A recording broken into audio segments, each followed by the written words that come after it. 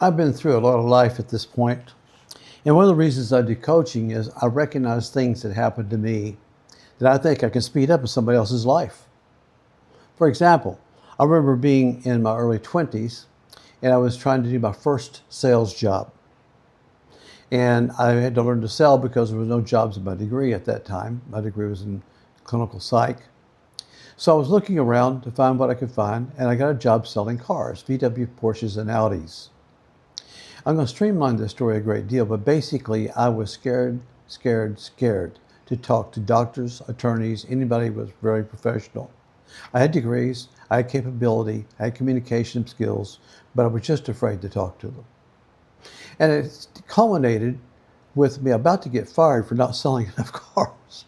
So I started working and did some extra training in the training room. And after about 2 or 3 weeks of that, all of a sudden, one day, all the tumblers fell together. I had a doctor that came in to buy a particular car.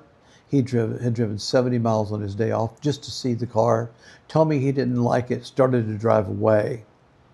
And I was tucking tail and going back into the dealership.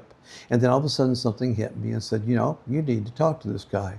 So I turned around and I said, I think you may have accidentally lied to me.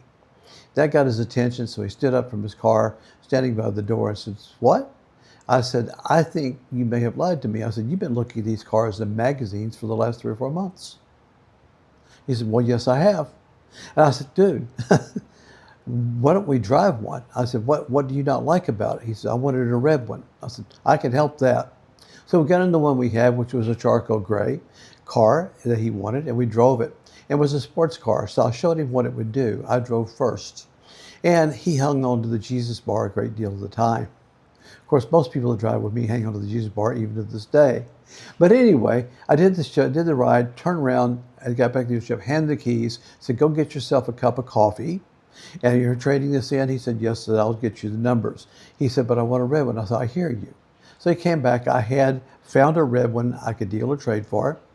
And I also had the gray one. So we sat on to talk, and I started showing what we can do. The price was about the same on both cars, and the only difference was color, red or charcoal gray. This guy was a doctor in about 44, 45 years old, and he lived near Highway 70 in Missouri at that time. So I asked him, I said, you're a doctor, he's married, has kids, you're a red car cruising up Highway 70. This car travels really nicely about 80 miles an hour to 100 miles an hour, and you're going to be doing 80 to 100 in a 55 mile an hour zone. Back then, the speed limit was 55 miles an hour. He said, yes. And I said, so, in a red car, doctor looking like he's got a midlife crisis going on, stopped by the state patrol, what's the likelihood of getting a ticket? He laughed. He said, I guess I haven't thought of that. I said, now, you take a charcoal gray car, same car, just charcoal gray, looks more distinguished and more adult-like. They stop you, they recognize you as the local doctor, and they recognize you're a family man taking care of your family. You just have to be going too fast. What's the likelihood you're going to get a ticket? I said, the only question I have between the two cars is how many more tickets you're going to get in the red car than the charcoal gray.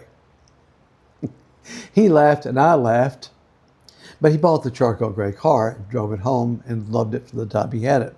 So that was an interesting thing. But what that did for me is it broke forever the fear of talking to people with professional degrees. I had a professional degree, but I was afraid to talk to them. That fear was not rational. I had worked on trying to break it for years, and suddenly it broke. I became the #1 car salesman for that month, all in 1 week. The week after that, I sold more cars than all the other guys had sold all months. I have used that knowledge, that ability to work with professionals in many, many ways in my career. I can tell you lots and lots of stories, both in sales and in professional business. One time can change you forever. I have many of those points in my life. So whatever you're fearing right now, whatever your biggest fear is, getting old, I'm old. Is it fear of how long you will live to finish things? Yep, it can be. But if it stops me from working, stops me from approaching it, then I am no longer living. I am practicing my own end. So let's cut out the fear. Get honest about what you're afraid of, and then if you need help fixing it, that's what I do. I'm Jack Stanley with Stanley Coaching. Hope to talk to you soon.